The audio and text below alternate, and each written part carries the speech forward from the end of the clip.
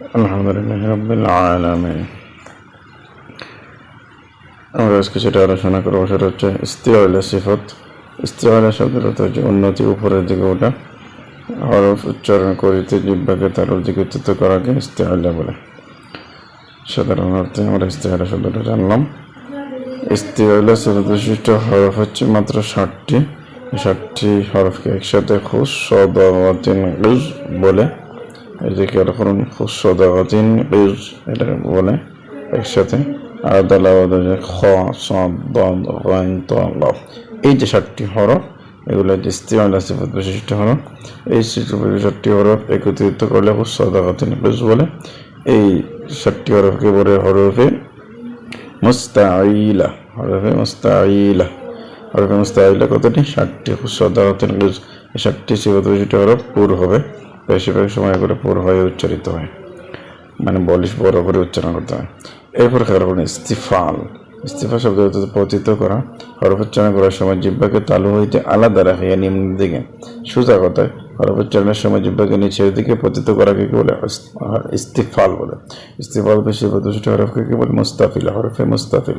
তাহলে হরফে মুস্তাফিলা কতটি? মানে ইস্তিফালের হরফ কতটি? ইস্তিফালের হরফ হচ্ছে 22টি। অথবা হরফে মুস্তাফিলা কতটি? 22টি। এই যে সাবাদা ইজু মাইঙ্গা জুদু, তারপরে মাইঙ্গাজুদা হারফাহুদ সাল্লা শাকা, এই যে এখানে দেয়া আছে। তারপরে দেখুন ইতবাক। ইতবাক শব্দের অর্থ হচ্ছে একত্রিত করে যুক্ত করা। হরফ উচ্চারণের সময় জিহ্বার কিনারা তালুর অংশ সহিত মিলানো।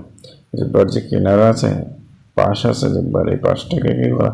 তালুর সাথে একসাথে মিলিয়ে নেওয়া, এটাকে কি করলে ইতবাক বলে। ইতবাকের হরফ 4টি।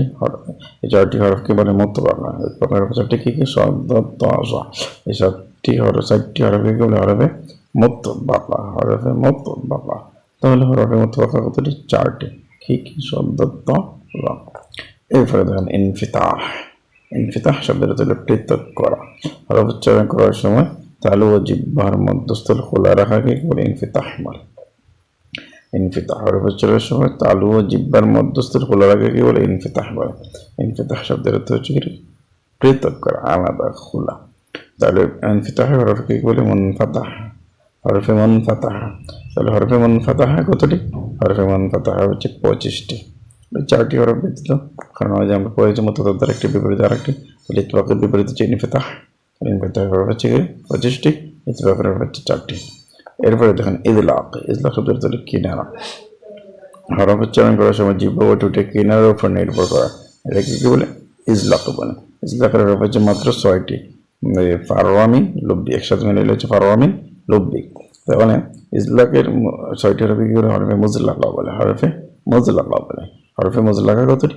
6টি। ফারওয়া মিম লব্বি, মানে ফারওয়া মিম নুন লাম্বা, এই 6টি হরফে কি বলে? হরফে মুজলাকা।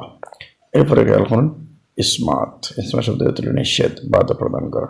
হরফ উচ্চারণ করার সময় ঠোঁট ও জিহ্বার কিনারার উপর নির্ভর করাকে, বাধা নিষেধ করাকে কি বলে? ইসমাত বলে। ইসমাতের হরফ হচ্ছে ওই যে 6টা ব্যতীত বাকি যেগুলো আছে ওগুলা। ইসমাত হরফ, এখানে গেল হরফে ইসমাতের হরফ হচ্ছে মোট 23টি। আর ইসমাতের হরফগুলোকে কি বলে? হরফে মুসমাতা। হরফে মুসমাতা। তাহলে হরফে মুসমাতা কতটি? হরফে মুসমাতা 23টি। হরফে মুসমাতা হচ্ছে 23টি। জুজ গাসা সাখিতিন সিদ সিফাতান ইদ ওয়াজহু ইয়াহুদ্দুকা, এই 6টি হরফ মানে 23টি হরফকে কি বলে? হরফে মুসমাতা বলে, মানে ইসমাতের হরফ।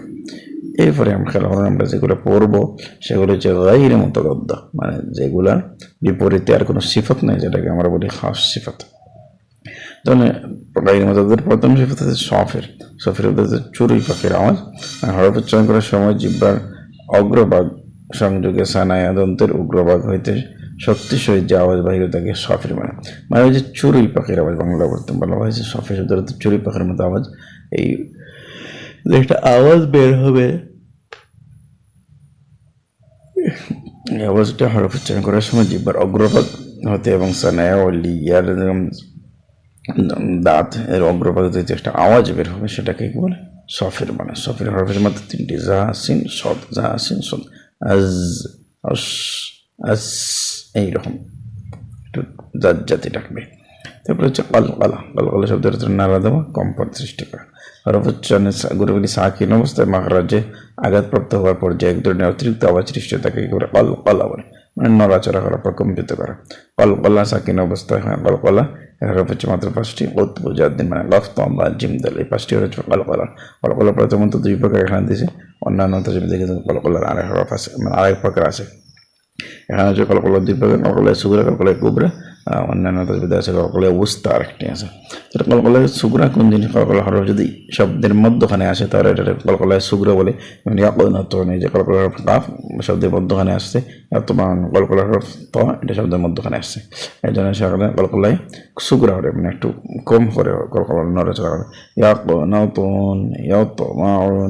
কলকলায় কুবরা যেটা শব্দে হরফ, যদি কলকলা হরফ যদি শব্দের শেষে আসে তাহলে কি কলকলায় কুবরা বলে। যেমন আনাবে صراط صراط আমসাজ খালাইক বিল হক, এগুলোকে কি বলে, কলকলায় কুবরা বলে।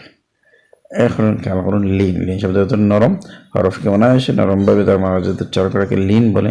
লিনের হরফ হচ্ছে মাত্র 2টি। ও সেকেন্ড থাকবে, তার আগে জবর থাকবে, ইয়া সেকেন্ড তার আগে জবর থাকবে। যেন খাউফ ও সেকেন্ড তার আগে জবর আছে, মাউথ ও সেকেন্ড তার আগে জবর আছে, বাইত ইয়া সেকেন্ড তার আগে জবর আছে।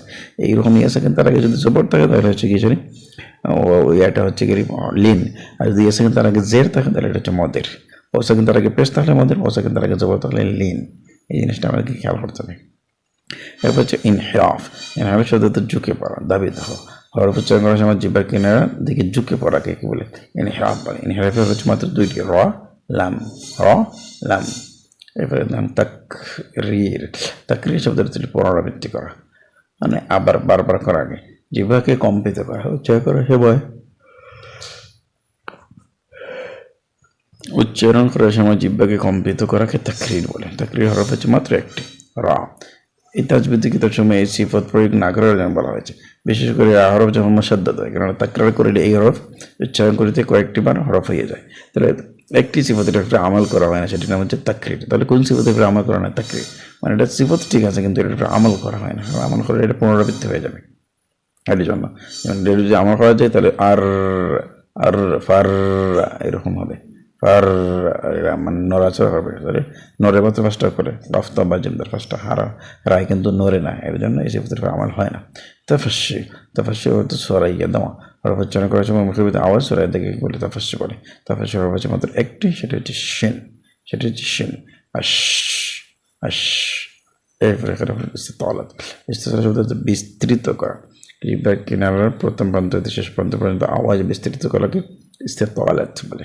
ইস্তিতালাতের হরফ মাত্রা হচ্ছে 1টি, দাদ। আও আও আও বলকে এইভাবে উচ্চারণ করতে হবে। তারপর এখানে সবলতা এবং দুর্বলতার ভিত্তিতে আবার সিফাতকে 2 ভাগে ভাগ করেছেন, দাইফ এবং লাউই। লাউই দাইফ, লাউই দাইফ। লাউই সিফাত হচ্ছে 11টি, দাইফ সিফাত হচ্ছে মাত্র 6টি। এখন লাউই সিফাত হচ্ছে 11টি, যেমন জাহের, শিদ্দাত, কালকালা, ইনহিরাফ, এখানে দিয়েছে ইস্তিলা, ইতবাক, ইসমাত, হাফিজ, তাকরির, তাফাশি, ইস্তিলা। এই হরফগুলো হচ্ছে কি লাউই। এবং দাইফ সিফাত হচ্ছে 6টি, হাম, সিরাকাওয়াত, ইস্তিফার, ইনফিতা, ইতলাক, লিন। এই 6টি হরফ হচ্ছে মানে সিফাত হচ্ছে কি দাইফ, নরম বিষয়টি হরফ হচ্ছে। এমনকি এখন আরবি বর্ণমালা ব্যবহৃত হরফ সমূহকে সিফাতের সংখ্যা হিসেবে 3 শ্রেণীতে ভাগ করছে, আবার পড়ছে 3 শ্রেণীতে ভাগ করছে। এমন কয়েকটি হরফ যেগুলি সিফাতের সংখ্যা 5টি এবং এই 5টি সিফাতের মধ্যে তাদের শ্রেণীভুক্ত হবে। আরবি সিফাত হরফ যেগুলো আছে এগুলোর সিফাত হিসেবে 5 ভাগে ভাগ করছে, যার হচ্ছে শুধুমাত্র মুতাদাদ হবে, মানে 5টি হবে। আবার কয়েকটি এমন আছে যেগুলি সিফাত হলো 6টি, তার মধ্যে মুতাদাদ 5টি, আবার গায়র মুতাদাদ 1টি। এমন কয়েকটি হরফ সিফাত আছে যার মধ্যে মানে 60টি হরফ হচ্ছে 60টি, মুতাদাদ হচ্ছে 5টি, গায়র মুতাদাদ হচ্ছে 2টি। এইটাও একটা প্রকার, মানে বর্ণার দিক থেকে সিফাতকে আবার 3 ভাগে ভাগ করছে। তাহলে 5 সিফাত বৈশিষ্ট্য সিফাত, 6 সিফাত বৈশিষ্ট্য হরফ এবং হচ্ছে 7 সিফাত বৈশিষ্ট্য হরফ।